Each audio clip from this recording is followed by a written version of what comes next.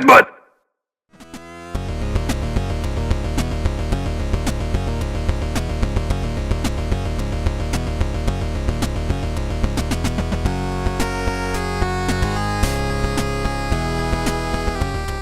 What's going on, ladies and gentlemen? Welcome to another episode of the Headbutt, fresh off the heels of Crown Jewel. Literally fresh off the heels of Crown Jewel. We watched it, and then we went and did some errands, and then we came back and we did this. Yeah, I mean, about 2 hours ago it ended. Yeah. In case you didn't know, I'm Steve. This is Remi.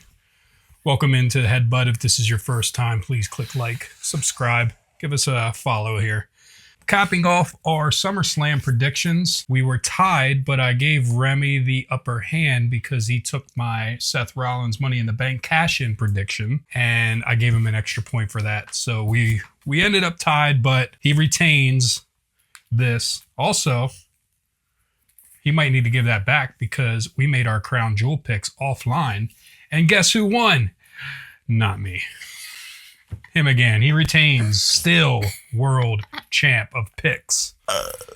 That'll lead us into the segment of work or shoot, since we just talked about Seth Rollins and that Money in the Bank cash in. Yep. Work or shoot is a segment we're going to do where we check a video out and we decide if it's real or a work. Work or shoot. It's a terminology. It's a wrestling thing. Because with me half calling the whole Seth Rollins injury, I thought we should do a segment like this. That most people thought that Seth Rollins injury was real. It even got me a little bit, but I think what gave it away wasn't even Seth Rollins. It was LA Knight. LA Knight, I feel like he oversold that when Seth Rollins got injured in their match. He was like, he kind of oversold him being mad about Seth being injured and that it went down like that. I feel like if Seth was really hurt, LA Knight would have been a little more concerned instead of mad about it. You know what I mean? But work or shoot for Remi. We're going to ask Remi about this. And we'll have to run the clip right now. Yes. And then I'll ask you about it. All right. Serious, I don't know why you're saying shit. Why do you have an opinion? You're a YouTuber. You're not one of the boys. You didn't pay your dues. You had a YouTube video. That's the only reason why you're booked. It's the only reason why Revolver books you is because you have a YouTube channel. And you know it's true. Why? What? No, his bitch ass always says something. I'm a bitch, bro. I'm a bitch. Yeah, you are a fucking bitch. Yeah, you are a fucking bitch. Is that real? That's the question. Oh. So now that you've seen the clip, Remi saw the clip. Oh, God. I saw the clip. I'm going to ask you, what do you think? There's no right or wrong answer. Just based off of what you just saw, do you think that's real or not? Felt pretty real. The way that BDE, I love his channel, by the way. The way he said, the way he said that sounds like something you would say if it was still like scripted, but you're trying to make it real. That's a good, interesting point. I didn't think of that when I watched it. I've seen the clip about 5 or 6 times now, and I thought it was real at first, but after seeing how he takes the punch, like we'll go back and watch it. Yeah. How he takes the guy, either pushes him, or took a jab at him. It was but he oversold it, I think. So that's the only reason I think it was a work. Yeah. But it could be real because, you know, maybe he just went back to try to get away from him after he saw that he was for real throwing punches. But yeah, that's our work or shoot segment. I'm curious to see what happens. Speaking of BDE, he will be a part of TNA Bound for Glory coming up. Part of the Battle Royal, I guess was what I heard. Now we're going to take a look at a segment called Ask RS, the Talking Heads. Best in-ring skills out of these 4 people. Just total opinion. Yep. And I have my opinion on it as well. Yep. I saw it was a poll that some website put up. 4 people we got to pick from. Best in-ring skills. In-ring. We got Ilya Dragunov. We got Carmelo Hayes. We got Andrade, who was just recently released and showed up in AEW already again. He actually has the most switches in history. I think so. He's a teeter-totter. From WWE to any other company. Yeah, I believe it. And then Penta is the final one. Ooh. Who do you think? Is it easy for you? Is this easy for you? It's not easy, but I remember. The 5th of November. You asked me like a couple of months ago, actually, this same question, and you told me to save it for Headbutt. And then I've been saving it, and I've been thinking, and I've seen all of these guys wrestle, except for Ilya. I hope he comes back soon. And I've been liking Mello the best, just personally, because I like more like fast-paced wrestling. Like, I just like his moveset. One of my favorite moves from him, like springboard into like a DDT, but it's not like he turns around. It's really cool. Mello don't miss. No, he does not. No, he does not. Is that your pick? Yes. Mello? Yeah. I'm shocked. I'm shocked by that. Who do you think my pick was? Either Ilya or Andrade. It was Ilya. I knew it. It was Ilya. If you had to pick a second place guy. Ilya. Third place guy. Andrade. No, Penta. Penta and then Andrade. Yeah. That's probably a close Yeah. between Penta and Andrade. That's the same thing with me. I was going Ilya, Penta maybe, Yeah. or you could sub in Andrade and Mello last. Oh. Yeah. Let's see what the people picked. We'll throw it up right here. We got Penta, of course, because he was the hot guy right now. Ilya, second place. Last? Ilya, second I place. call bull. Andrade, third, and Carmelo last with I call 7%. I call Hey, bull. there's a lot of fans that don't really know what they're talking about, so I wouldn't put too much stock into that. Uh-huh. Another new segment, Rems Theorem. What do you have for us? You were cooking up something? Alright, you know how we were just talking about Ilya, right? Yeah. Alright, my prediction, this is like the headliner. WrestleMania 42 build-up. I know it's not in a place that we all want it to be, but. Wait, 42 is back in Vegas. 43 is in Saudi. Yeah. So you're talking about I'm talking about 42. 42, still in Vegas. Yeah. I think that's going to be one of the best builds to WrestleMania of all time. Honestly, I think if I You mean this coming yes, WrestleMania? It's coming WrestleMania. Well, as of right now, I disagree because there's not a whole lot going on that's really that interesting for me. It's called my theorem because this is basically my fantasy world. Take it away. All right. Basically, first we get first, since I remember from Crown Jewel, this only helped my theorem because 2 hours ago, when spoiler alert if you didn't watch it yet, Seth Rollins beat Cody Rhodes for the Crown Jewel title, and Michael Cole said, "I can't wait to see what the Vision has next and what their plans are." Right? Well, their next plan is a fourth member, and my top number one pick for their fourth member is Ilya Dragunov. What? Yes, but I think we also get some other people going after Rollins, one of them debuting at the Royal Rumble. But first, before we get there on my little road to WrestleMania, we get to Survivor Series. War Games. Yes. In Petco Park this year, home of the San Diego Padres, a baseball field. Can't wait. For Team 1, Rollins, Breakker, Reed, Dragunov, Lesnar versus Reigns, Uso, Rhodes, and then maybe Orton. Yeah, Orton.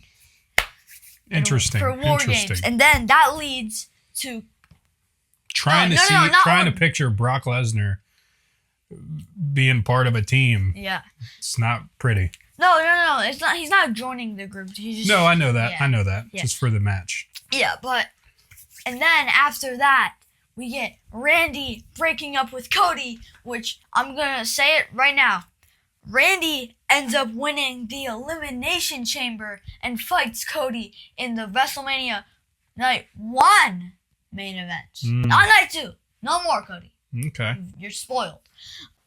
But meanwhile, with Seth Rollins' faction, we still have Ilya at a random Saturday Night's main event or something. I don't know. He beats Dirty Dominic Mysterio for the Intercontinental Championship. Mm-hmm. But meanwhile, while all this is going on, the Usos, who are inside of that War Games match, they still feud with the Bronze. And the Bronze end up, they fight for number one contenders for the tag titles, right? Bronze end up beating them and then winning the tag titles. And then Rollins still has his world championship. So you're talking the Vision having all the golds. All the gold. Meanwhile, at the Royal Rumble, entrant 23, I don't know. Somewhere late in the Rumble, we hear...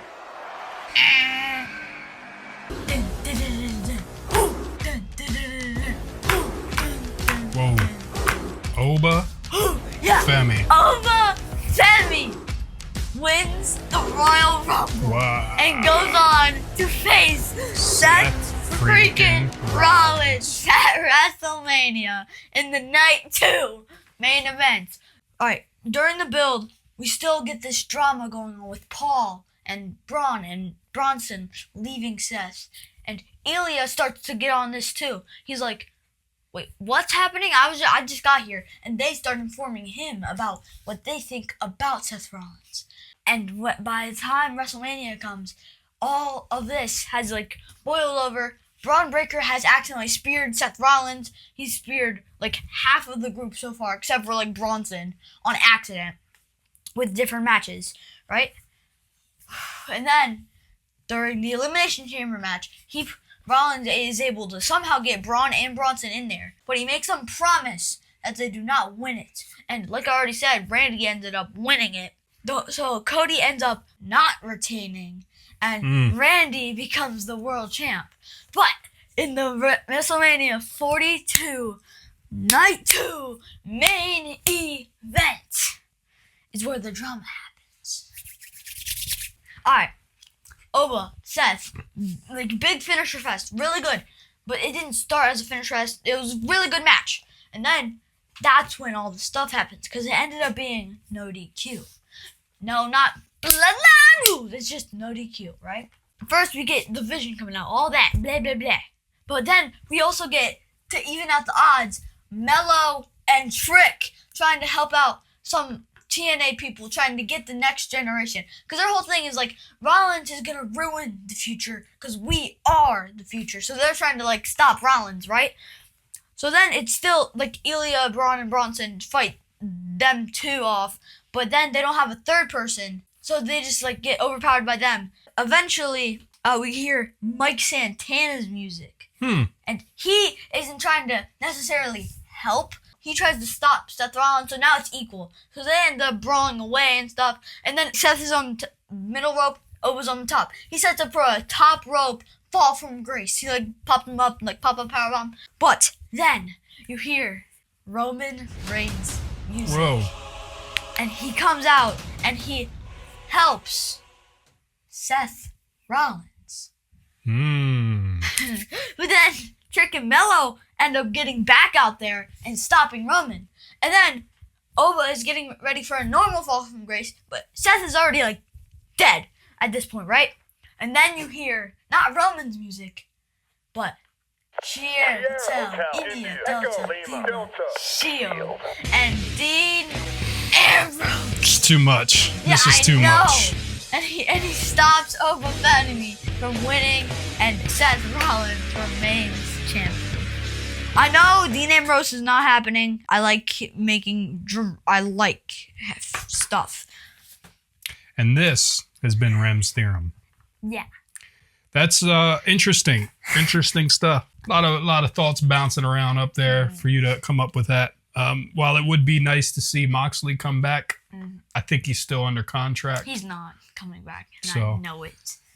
But that leads us to another question. Oh gosh. And that is, we are now going to try to guess John Cena's final opponent, scheduled for December 13th at Saturday night's main event. In my opinion, I think we have the same guess. If I know who your guess is, Listen, we've all heard the rumors, and we haven't watched the post show for Crown Jewel yet, but I did see online that all the fans were chanting while Triple H was out talking, "We want Edge. We want Edge. We want Edge. We want Edge. We want Edge. We want Edge." There's going to be a lot of different ones.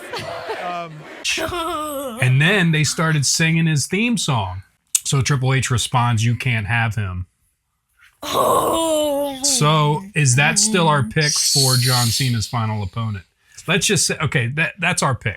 That is our pick because we heard the rumors.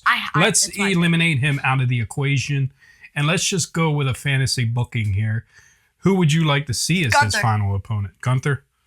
I'm kind of right there with you on that one. I did want to see that match. I don't know about final opponent type deal, but we're coming up close. Like, I don't know how many matches he's going to wrestle. I think he's probably got 3 more. He has 4 appearances. 4 more appearances. Yeah. Is he going to wrestle each? By the way, that Cena AJ Styles match, it was a very good match. Magical, baby. The past couple of matches, he's been doing a lot of other people's moves in honor of them. Yeah. So that's kind of cool to see. I just hope that doesn't flood into other people's repertoire because Cena, with it being his last run, he can get away with it. You know what I mean? Yeah. So Gunther's our fantasy book. Edge is who it's probably going to be. We did see I want it to be Edge. AEW. Edge did the 5-knuckle shuffle. And then after that, I don't know what pay-per-view it was, but afterwards in the locker room, they showed a clip of him telling Christian, hey, I got to go. You hold it down here. Not in those words, but pretty much saying, I'm out of here. Meanwhile, Cena saw what he did and posted an Instagram picture of Edge, which we'll show. Oh, God. So, yeah, Cena's final match, December 13th, coming up quick. That's Saturday night's main event. Tune in the next couple of weeks. We're going to have a couple more videos. We're going to show Rem's figure collection here coming up soon. We're going to have our War Games picks coming up. What is the next PLE? War Games. Is it War Games? No. There should be something in... Pretty sure it's like a normal Saturday night's main event. Oh, okay. Well, regardless of what it is, we'll pop back in, make some predictions, yeah. And in the meantime, take it easy. We'll catch you on the next one. Bye!